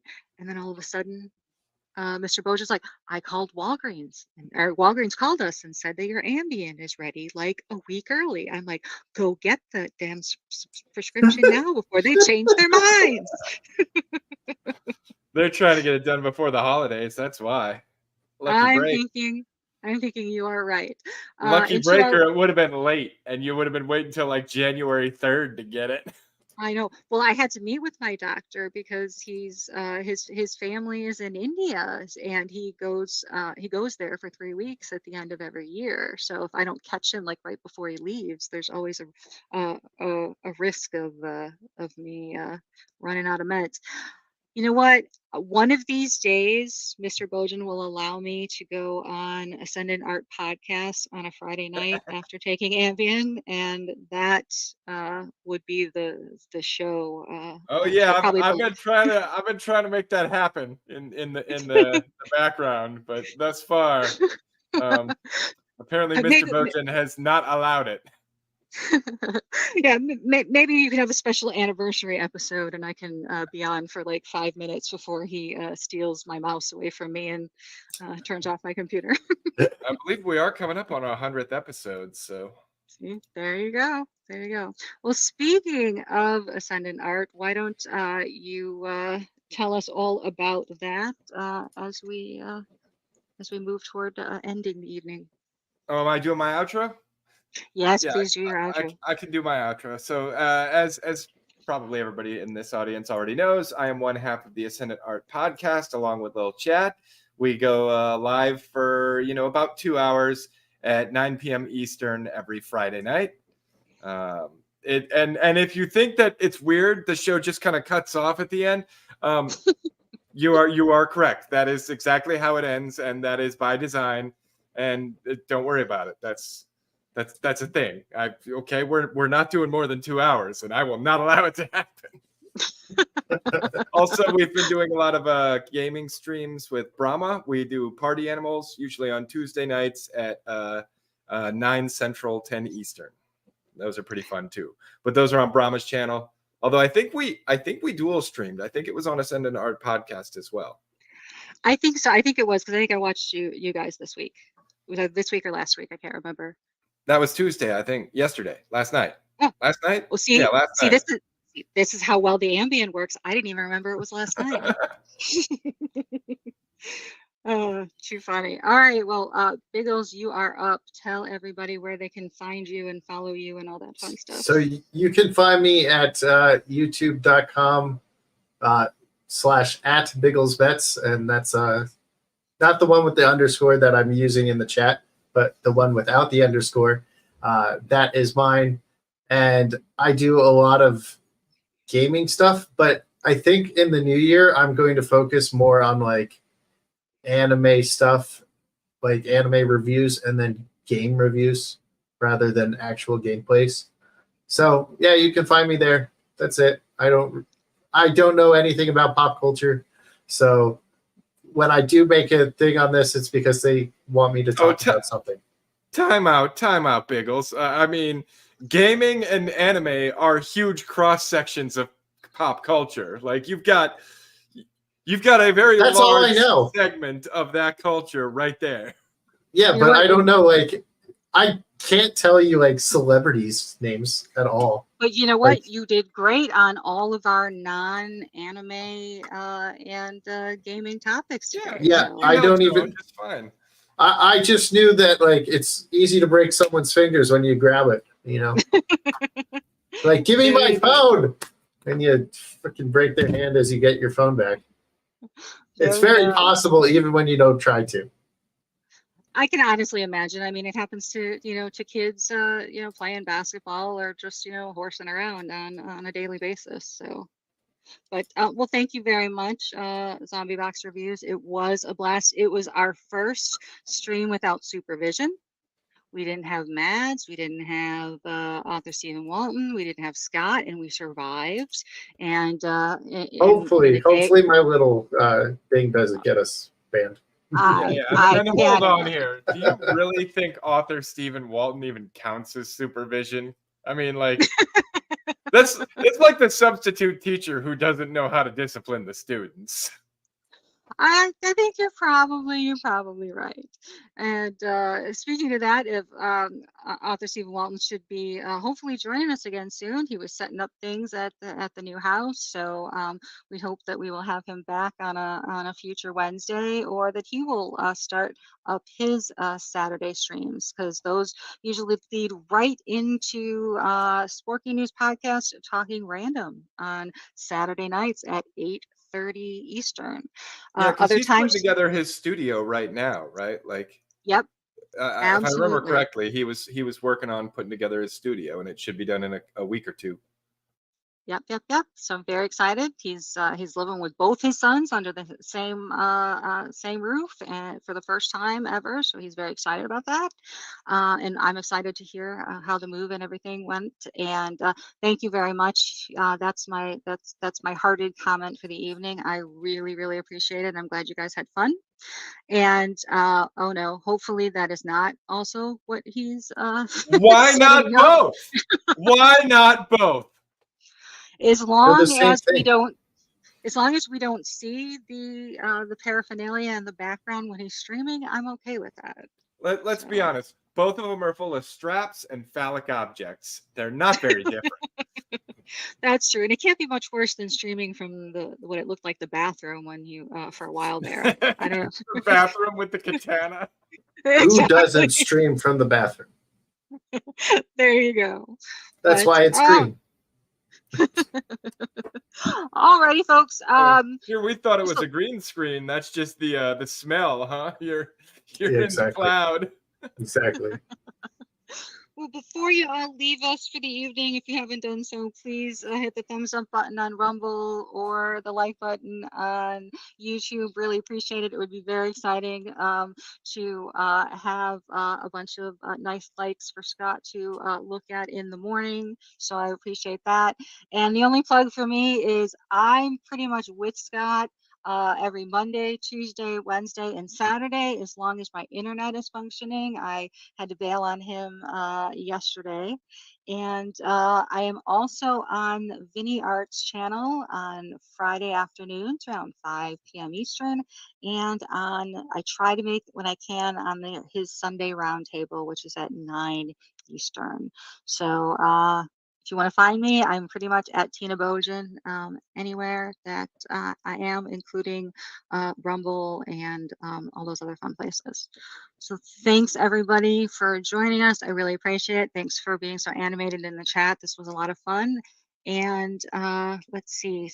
Since Mad is not here, I'm still going to show his outro video in his honor. So thanks again, everyone, and have a fantastic rest of your evening. And it is a reminder, I've been here when it was glory hole days, and I've been here when it wasn't. And so having said that, I want me some glory hole.